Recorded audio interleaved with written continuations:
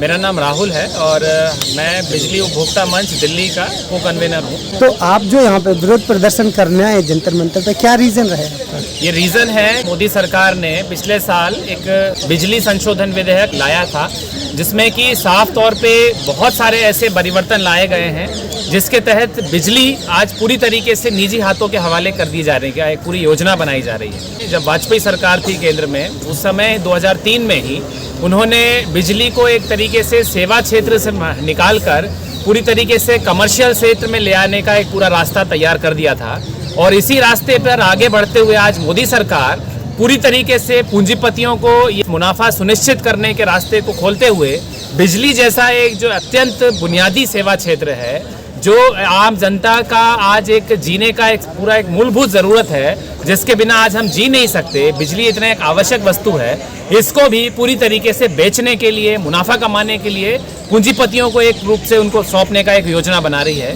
ये जो कानून है, ये जो संशोधन विधेयक है, ये इसके खिलाफ में ही हमारा ये अखिल भारतीय प्रदर्शन है। पूरे देश भर में हम लोग इस मांग को लेकर लड़ाई लड़ रहे हैं कि बिजली को सर्वसुलभ बनाया जाए, बिजली का पूरा नियंत्रण केंद्र व राज्य सरकारें अपने नियंत्रण में ले। क्रॉस सब्सिडी की जो बात थी, किसान को एक रियायती दरों पे बिजली दी जाती थी, घरेलू क्षेत्र की बिजली की कीमतें अलग होती थी, और जो एक कमर्शियल क्षेत्र है, जो आप मुनाफा कमा रहे हैं, जो औद्योगिक क्षेत्र हैं, उनको बिजली अलग एक कीमत में उनको दी जाती थी। इस नीति के तहत सरकार कह रही है कि सबके लिए एक जैसा हम लोग रेट तय करेंगे। आज अगर पूंजीपति 11 रुपए बिजली यूनिट दे के खरीद रही है बिजली, तो आज एक घरेलू क्षेत्र को भी 11 रुपए खरीदना पड़ेगा। जिनकी लागत आज पूरी नहीं हो पा रही है, ऐसे एक क्षेत्र को भी आज 11 रुपए देकर बिजली यूनिट खरीदने पे मजबूर किया जाएगा। ये जो सरकारें लागू करने जा रही हैं, ये एक बहुत ही तरीके से एक घातक नीति है, इसका हम लोग विरोध कर रहे हैं। सरकार एक नीति ला रही है, उससे सरकार को जो सब्सिडी मिलेगी वो देश हित में ही लगेगी, तो इसमें प्रॉब्लम क्या है? सर, सब्सिडी का तो हम देख ही रहे हैं कि कितना देश हित में ला रहे हैं। सरकार निजीकरण क्यों कर रही है? सरकार क्या बिजली दे नहीं सकती? सरकार जो बात कर रही है, हमने बहुत विकास किए हैं आज़ादी के बाद आज तक, जो 75 साल का जो हम आप गुणगान कर रहे हैं विकास का, किस लिहाज से हम विकास के पैमाने को जांच रहे हैं? क्या हम ये देख रहे हैं कि आज भी गांव में बिजली नहीं पहुंच पाती है? आज भी कई ऐसे क्षेत्र हैं जहां पे 24 घंटे बिजली सरकार नहीं दे पा रही है, और इसी का बहाना लगाकर सरकार बोल रही है कि भाई हम बिजली देने में सक्षम नहीं है, इसीलिए पूंजीपतियों को देंगे, निजी मालिकों को बिजली का मौका दिया जाएगा कि वो आपको बिजली सुनिश्चित कराएंगी, बशर्ते उसके लिए आपको जो ऊंची कीमतें हैं वो देनी पड़ेंगी। एक तरफ तो आप निजीकरण को मौका दे रहे हैं, और दूसरी तरफ वोट बटोरने के लिए, जनता के सामने अपनी छवि को अच्छी बनाने के लिए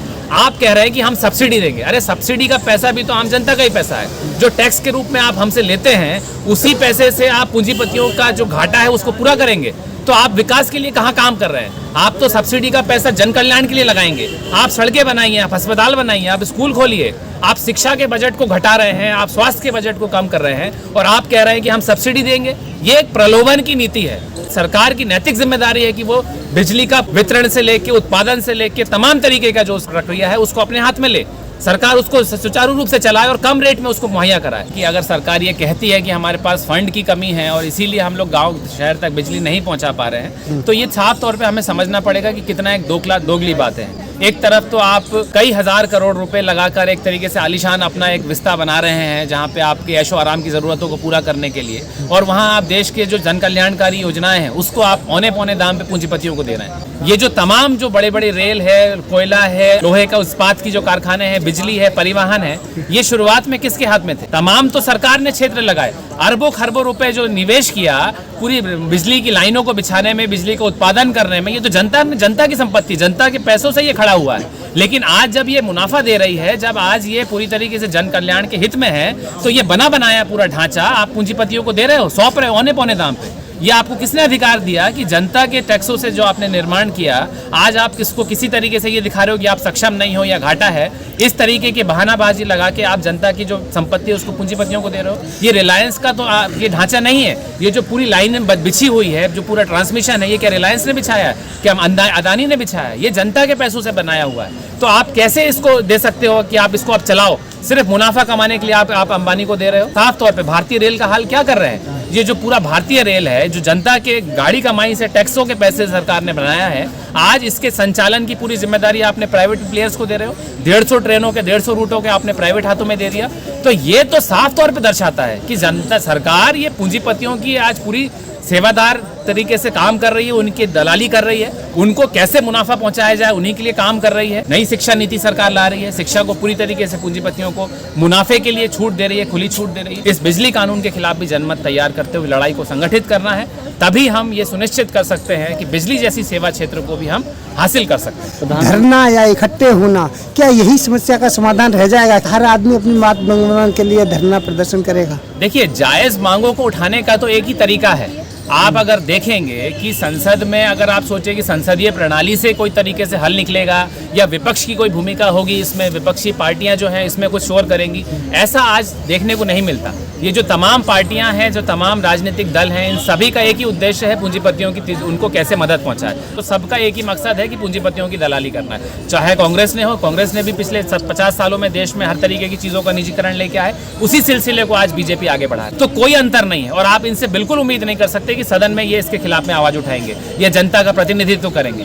तो इसीलिए जनता का हमको ये आवाज उठानी पड़ेगी और जब तक ये जो अगर संसद मौन हो गई तो जनता को सड़कों पे आना पड़ता है, आएगी, और यही रास्ता है हमको अपनी आवाज को उठाने का, और कोई तरीका नहीं है। न्याय प्रक्रिया कह लीजिए या आप संसदीय प्रणाली कह लीजिए, ये तमाम तरीके की जो चीजें हैं ये सिर्फ और सिर्फ पूंजीपतियों की सेवा करने के लिए, उनकी मुनाफा को सुनिश्चित करने के लिए, उनकी नीतियों को उनके हक में बनाने का काम करती है। बहुत कुछ कह रहे हैं, वो तो जुमलेबाज सरकार है, वो तो हर तरीके से विकास की बात कर रही है। किसका साथ और किसका विकास? हर कदम पे आप देखिए, एक उदाहरण आप बता दीजिए कि जहां पे हम बोल सकते हैं कि भाई आम जनता का विकास हो रहा है। पेट्रोल की कीमतें आज हमारे देश में आसमान छू रही है, 100 का आंकड़ा पार कर चुकी है। हमसे गरीब देश भी हमसे कम कीमतों में पेट्रोल दे रहा है। भुखमरी का आप आंकड़ा उठा के देखिए, अभी आंकड़े आए हैं 116 देश की लिस्ट में, हम 101वें लिस्ट पे हमारा नाम है भुखमरी में। हम खाना नहीं दे पा रहे हैं लोगों को। किसका विकास हो रहा है? हम तो असमानता की दो खाई देख रहे हैं। एक हम देखेंगे कि देश में जो पूंजीपतियों की सूची में जो टॉप पूंजीपति है वो भी हमारे देश का ही है, और हम देख रहे हैं कि भुखमरी के आंकड़े भी हमारे देश में। इतने बड़े एक संवैधानिक पद पे बैठ के अगर इस तरीके की बात करें,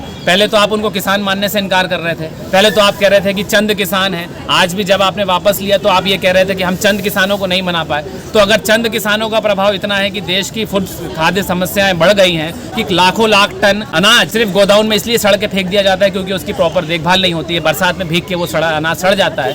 तो ऐसे समय में, ऐसे एक देश में अगर ये बयान सरकार देती है तो एकदम हास्यास्पद बयान है। उनको खुद ही सोचना चाहिए कि वो क्या बोल रहे हैं। जो सरकार की नीतियां है इस समय, या जो सरकार जो कानून बना रही है वो जनहित के खिलाफ बना रही है। सरकार की नीतियां सारी जनहित के खिलाफ है, तभी लोग निकल के बाहर आ रहे हैं। बिल्कुल। आप आज हम एक भी उदाहरण आपके सामने अगर हो कि हम बता सकें कि ये जन कल्याण के लिए सरकार कर रही है या इस तरीके से सरकार ने कुछ काम किया हो, एक भी आप अगर मुझे नीति बताइए इस 10 साल के इनके दरमियान कि इन्होंने कुछ किया हो, तो ये तो एक सही में हम उसकी तारीफ करेंगे, बिल्कुल होना चाहिए। लेकिन हम तो ऐसा एक भी कानून, ऐसा एक भी नीति सरकार की आज नहीं देख पा रहे हैं जो कि हम ये कह सकें कि जनहितैषी हो।